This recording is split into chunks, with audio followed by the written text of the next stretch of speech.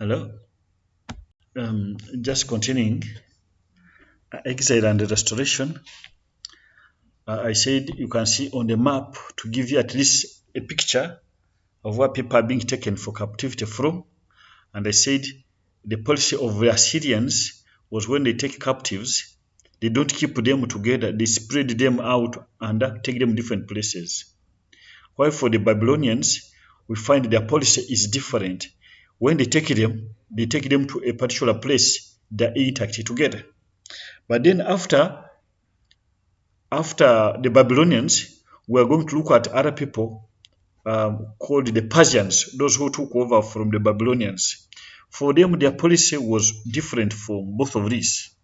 For them, once they overpowered you, they would not exile you from your place. You remain in your place, but they provide a governor to rule on behalf of the central government. You know, that one we are going to see at the time of the Persians. That in that way, the Jews are able to come back. So just here, exile and restoration. Many people think the time of exile was a time of amazing spiritual productivity. In other words, the time of exile was able to make the Jews look at the whole issue of God differently. One, completion of the preliminary editions of the Pentateuch. In other words, these people were able to see that, this is the time we can easily lose out our culture. So they're able to edit or write some of the books, like the Pentateuch, the history, prophetic writings. So scholars think these books were written when these people were in exile. And actually in exile, since they didn't have the temple of Jerusalem where they would do to study from, they developed some places for worship to study the Bible called synagogues. That's why even after exile, they come back with the same idea, where people would just go to study the scripture. And so scholars think that even the Pentateuch was completed from there. Of course, the Bible says they are written by Moses. But by this time, Moses had died a long time ago. Maybe had done some work, but the real editing, putting it together, was done here. The history books, the chronicles, the kings, David, Solomon, Ahab, Saul, all this. Scholars think they are written when these people were in exile. In other words, they see the period differently. Interestingly, however, apart from Ezekiel and Daniel, biblical books do not deal historically with the exile itself. So we find that they are not actually dealing with the exile alone. Okay, so there's another perspective on the exile, that is the theology. So the Bible looks at the exile period from two perspectives, but not totally at odds. One, they are looking at a limited period, exile as a limited period of judgment. They are in exile because of the sins. Jeremiah had predicted that they would be there for 70 years and then be restored. And so the one who wrote the Chronicles comments that this period was necessary so that the land could recover its lost Sabbath. In other words, it's a time of purification. Like if you want to get out something good, you have to put maybe a mineral or an element in fire so that it is purified. So in a way, the exile is looked as the time God put for judgment, but also for purifying his people. Then secondly, it's also looked at as an eschatological period of judgment, a long period of repentance to be followed by the end of earthly history and coming of God in judgment to give the kingdom to the Son of Man. In other words, why they used to look at their eyes in terms of if you do good, you eat the goodness of the land, you stay here forever, you have earthly kings, continuous, the kingdom will be yours only. Now, the eyes are looking at the time eschatologically, looking at it with the eyes of focusing at heaven. For example, when they're looking at Jerusalem, now they're thinking of the Jerusalem which will come again. And so in a way, here they develop some other ideas like of resurrection. That when you die, you will not remain in the soil, you will resurrect. And so they're trying to look at heaven. So they're heavenly minded in the way of their perspective. So we look at it as a period of judgment, but also a time when their eyes are changing to be eschatological, looking at the whole thing spiritually. I think you get what I'm trying to explain there. Okay, now, of course, from exile after 70 years, they were restored back to Israel. And in their restoration, we're looking at two periods or two stages. At the first stage, we're going to look to find it in Ezra chapter 1 up to chapter 6. Rebuilding the temple, the agents who helped in rebuilding the temple are there. Shebzaza, Zerubbabel, Joshua, Haggai, Zechariah.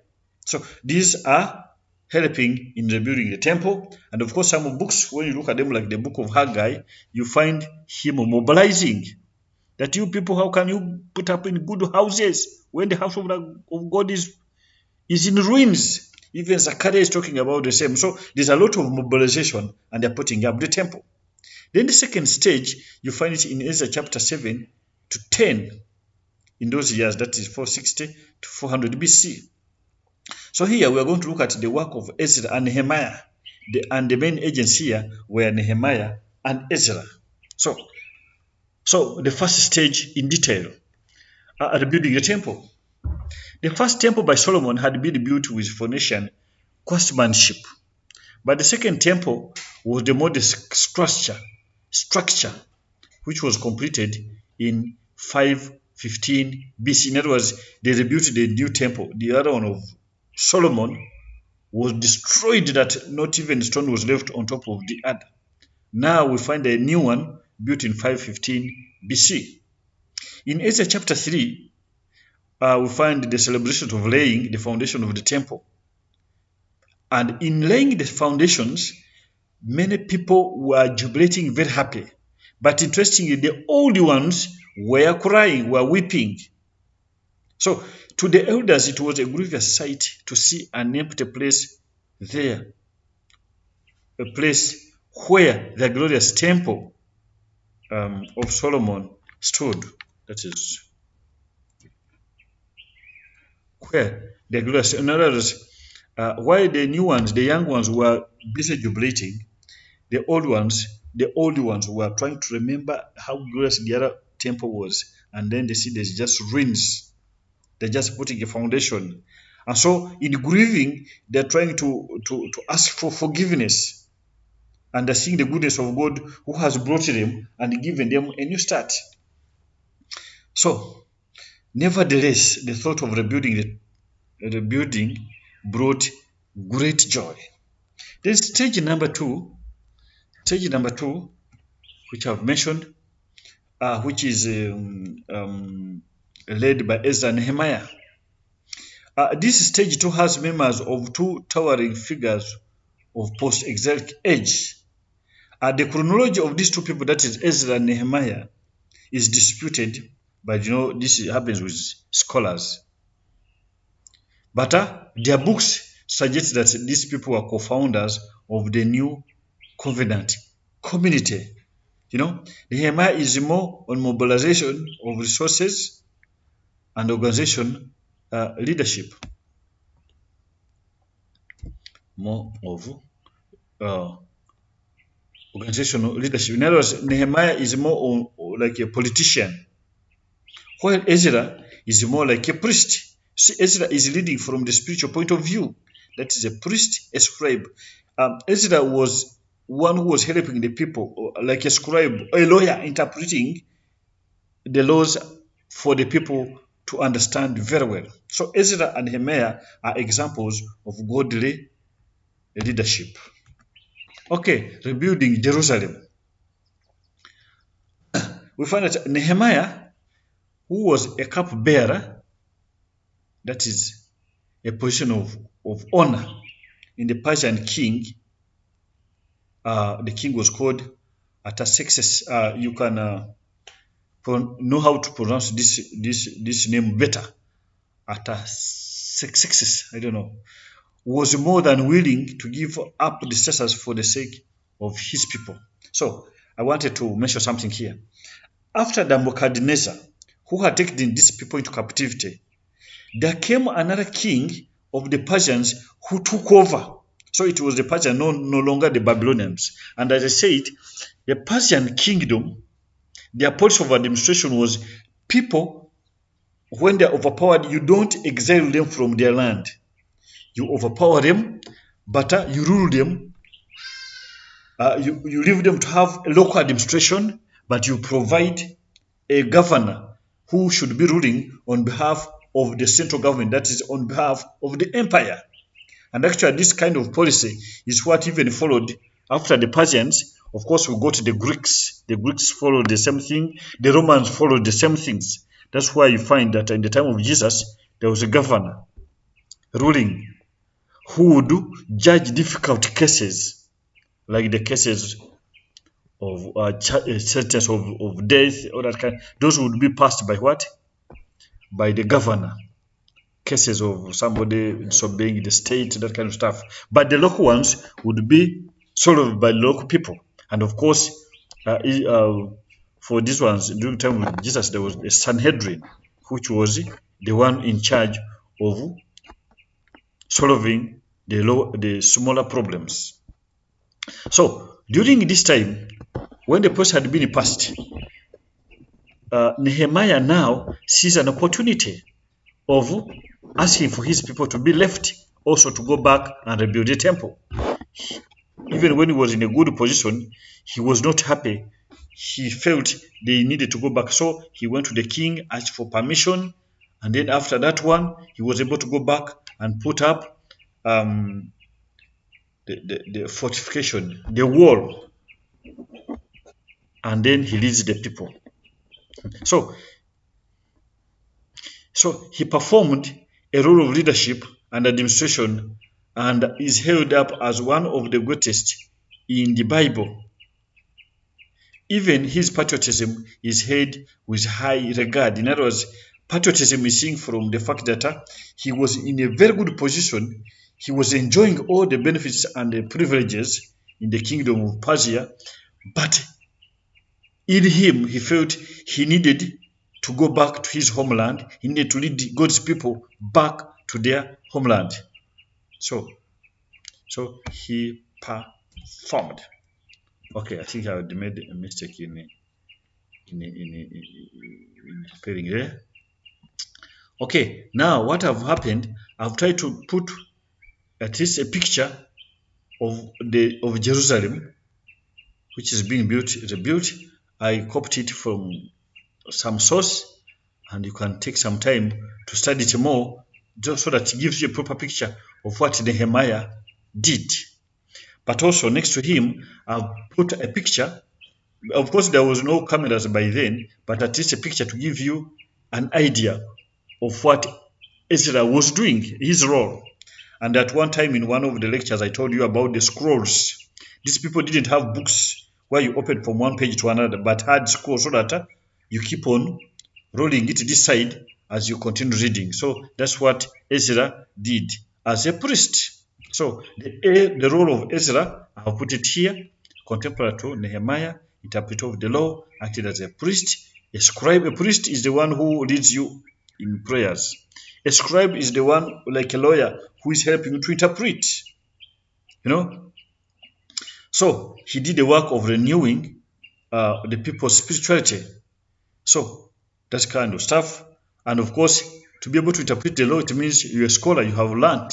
A consultant or a judge, people are coming to you for consultations. And a teacher. And these were among the most educated people. And if you read his books, you find him even getting surprised, because he was told, if you read Jeremiah chapter 9, you realize that people came to report to him that, can you imagine Ezra?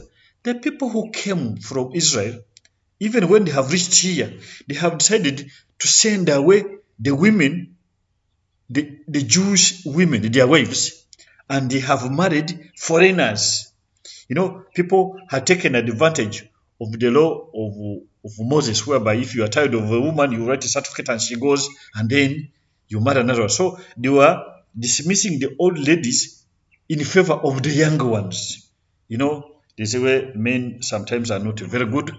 They're sending away the women of their youth, the ones they married, and they're favoring to have these younger ones, with younger skin and all that kind of stuff. So we find him condemning all that. So if you read the book of Jeremiah, especially chapter 9, you see why he was condemning those kind of acts, reminding them to do the right thing.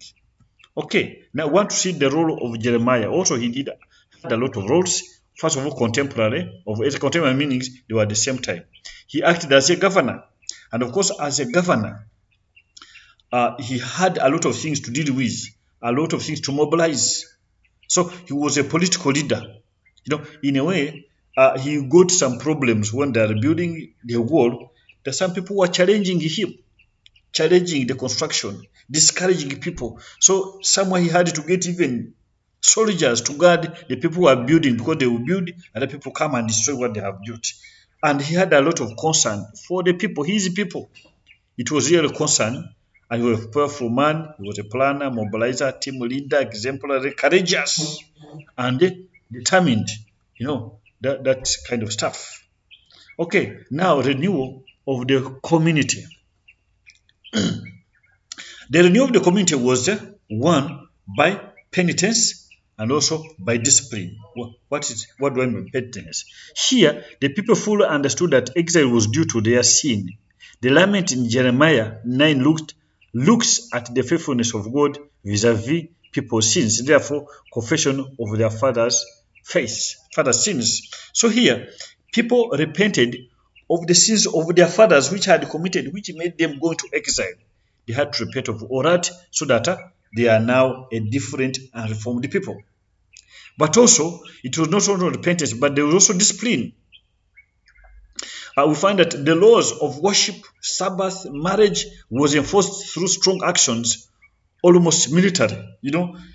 It's no longer that we leave you to decide to come to worship, you come to observe the Sabbath, to marry properly. No, or not marrying foreigners, because many of the kings like Ahab was more of marrying these foreign women. Foreign women, especially the Phoenician women, were very good at designing. People who can design, who can dress well, they work on their hair, they work on the perfume, they work in a style, they dress like this, seductive. So it was so attractive to marry these women and leave these ones who fear the Lord. But the problem with the other one, when you marry them, they come with their culture, they come with their habits, they come with their faith, and will lead the people away. So I just want to pose a question for you. Not for asking, but something to guide you. Do you think it is helpful or harmful to force people to live by certain code of conduct, like the one of UCU? In other words, do you think it's okay when UCU comes up with a code of conduct for you? Because UCU has got a code of conduct. Don't drink beer, don't smoke, don't dress balance, kundiso, don't do this. All those are in a code of conduct, how we should behave on the compound. Do you think it's okay? Is helpful, or it is harmful? This one, in your own groups, you can discuss, or in your own houses, or if your tutor wants it, you can bring this one for discussion. But I would want you to think about it, if it's helpful, because other than leaving people by grace to be led by God and their conscience, we have come up with these codes of conduct, which are for both students, even for the staff. Okay, diaspora. Diaspora is a terminology used to describe people who are not staying in their homeland. They are outside the world, but they are not there because of any problem. In other words, they are free to come to their country, but instead they have chosen to stay outside. So we say in diaspora. So when we look at diaspora, we are now saying after the Israelites came back, there are others who decided to remain behind, Although they have all the freedom to come, but because of one reason or another, they have decided to remain behind. The others who are even free to go. Even in Uganda, as I talk, there are people who are staying in the diaspora. There are Ugandans who are in America, there's Ugandans who are in UK, there's Ugandans who are in Dubai and these Islamic countries in the East, South Africa and the others. Those are what we say diaspora. So we want to, the map I have put down here, I'm trying to show the empires, ancient Near East empires, and the lands they used actually to put the influence on. You find that the empires would move from Egypt. You come down. Of course, there's this crescent through Israel, that is Jerusalem. You can see Tyre. You come down to Babylon, where there are these two rivers, and then you continue this time Persia, east, and then curve up there, Haran, and continue others going to Asia Minor, Pamphylia, Sicilia, that side. So that shaded part is for the what? To describe what the empire used to extend. And when people would take over from the other, this is what they would do, what? To again to annex. Of course, if you continue this way, you can go so far as India and China. Anyway, now as we look about diaspora, we mainly were looking at what was the life in diaspora, what was good there, and what were the threats found there. And as we look at that one, we think so much of a lady called Esther, and we have her book in the Bible. The book, and so here I've put a picture which tries to show this king who was famous by this time, a Persian king, success of Persia in a province of East Sudan, diaspora. Okay, as mentioned, when the Jews returned from Babylon in the 6th or 5th centuries, a majority of them chose to remain in dispersion or diaspora due to necessity or convenience.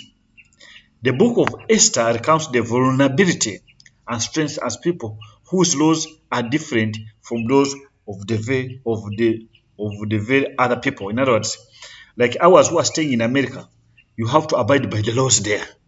Those who are staying in Qatar, you have to abide by the laws. I've met some ladies at the airport who are dressed because they are going to their areas. So they are already abiding by the laws of those countries. So, if the children of Abraham were to be a blessing to the nations, this was also a better way to reach the other people where they were. So, staying in diaspora is not a big deal, is not a problem. After all, these people have to be a blessing to the whole world. So, when you live with them, you're able to extend the blessing of God to them as well. So, the book of Esther. Esther was a lady, a Jew, found in diaspora. And she had an uncle called Mordecai, and he was in the kingdom of Persia. And when she was there, she was able to become a queen. A queen means the favored wife of the king of Persia. Actually, she replaced a lady called Vashti, because Vashti, out of pride, refused the invitation of her husband. At one time when you look at chapter 2 of Esther, you will see that at one time when the king was happy, he was going to attack the Greeks. But before he would attack, he called all his generals, called all his big people, and put a very big banquet, which took years, rather which took a couple of days. And after he was tipsy, he has drunk, he's happy, he's in good spirits, he's able to show his might, his wealth, and all that kind of stuff. But above all, he wanted to even show the beauty of his wife. And so he calls her. But Madame Vashti, out of pride, she refused to go. She refused to come.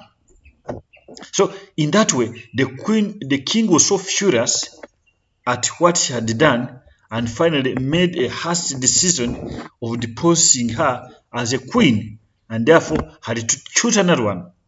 Because when he was tipsy, when he was drunk, he made a decision and deposed her. Because his subjects told him that, if you don't do anything to this lady here, our own wives are going to disrespect us because the king has been disrespected. So, in other words, it's very important, you people who are married, to respect your husbands, or those who intend to marry, to respect your husband, not take things for granted. In most cases, you have been married because of your beauty, not because of your education or your money, but because of your beauty. Now the man wants to show people that he married a beautiful woman, and for you, you don't want him to be happy and be proud of you. So anyway, that's what happened. So now, a search was put in place, and out of competition, out of many ladies, Esther was chosen to be the queen to replace Vashti. Unlike Vashti, hers was so different. So in addition to beauty, which is external appearance, for her she had even the internal beauty. She was a woman of wisdom. She was a woman who feared God, and she was humble, and did everything with commitment deserved. What do I mean? When they selected many ladies who would replace Vashti, Esther was one of them. And of course, the king had to go through all of them. As she goes through, she found this one very humble, because others would be proud because you are beautiful.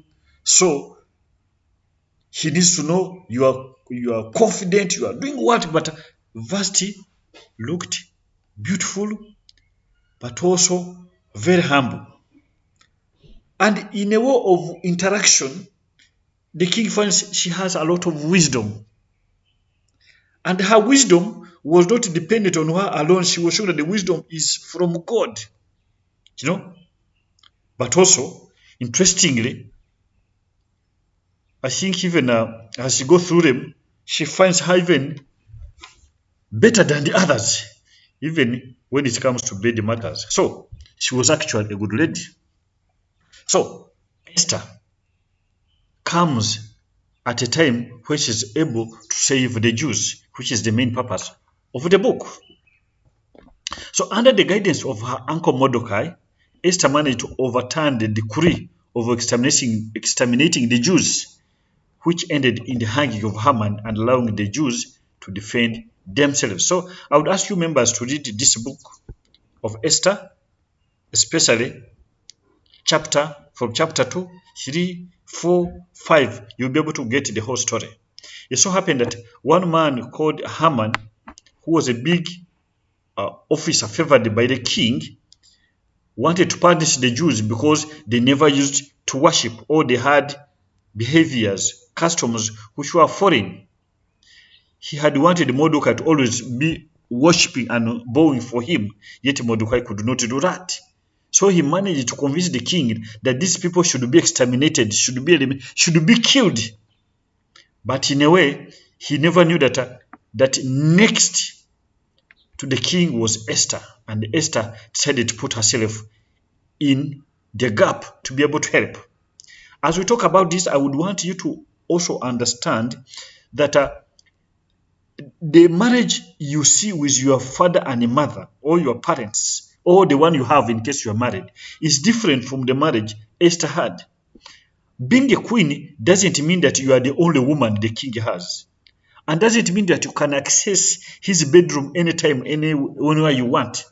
Because for us, Madame stays in the room all the time. In fact, she owns it. But for them, you only go to the king when he has invited you, and it would happen even maybe once in 3 months, And when you are going there, you must go when you are invited. You don't just move anytime, anyhow. So that was the situation. And now Mordecai comes to her and tells her, you must go. And she says, I cannot go. And so he tells her that, are you aware that you are in this position maybe to help us? Do you know how God put you there? So In this story, Mordecai is remembered for reminding Esther of her position being planned by God for such a crisis they were in. And the words which are recorded in Esther chapter 4, verse 14, which if I was teaching at Sunday school, it would be a memory verse. That, and who knows but that you have come to royal position for such a time like this. In other words, you have come in such a position to be able to help the Jews not to be killed. So if I pause a bit here, I would want you to know that each one of you has got a position you are in to help your society, to help your parents, to help your friends. What is this position you are in? Or when you finish working here, God is going to make you either a headmaster or an administrator, because the time I've been moving around, I've met cows, assistant cows,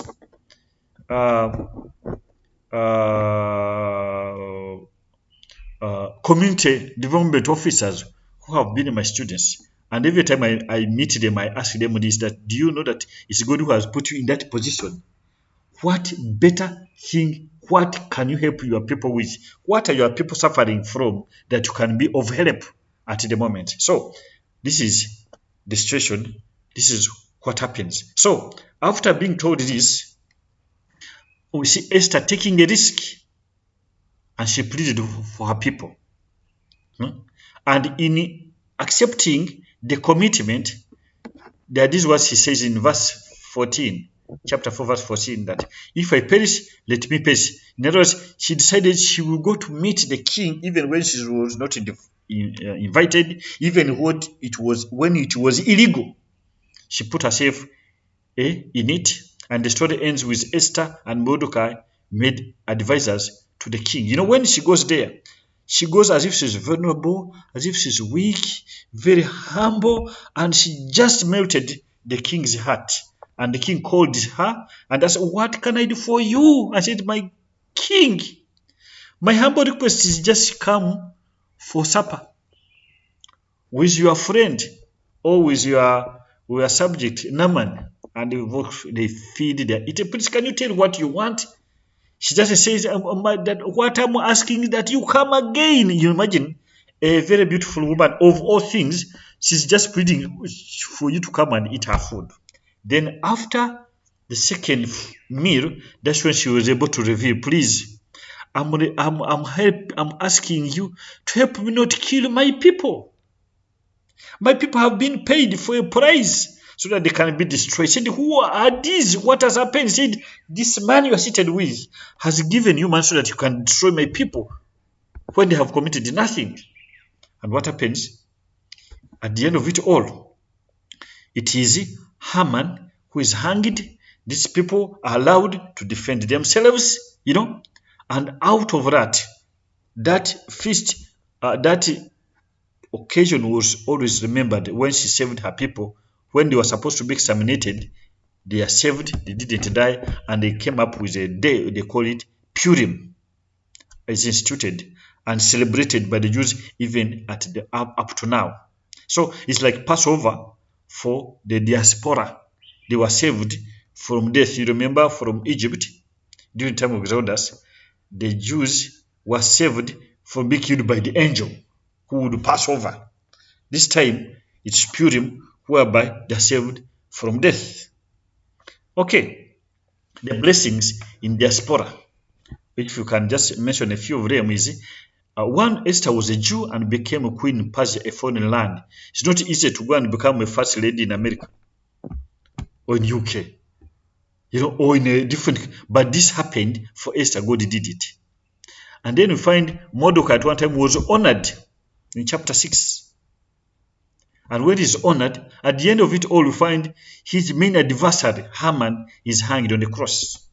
And one thing you have to remember, that Haman is a descendant of the Amalekites who attacked the Jews when they were in the wilderness.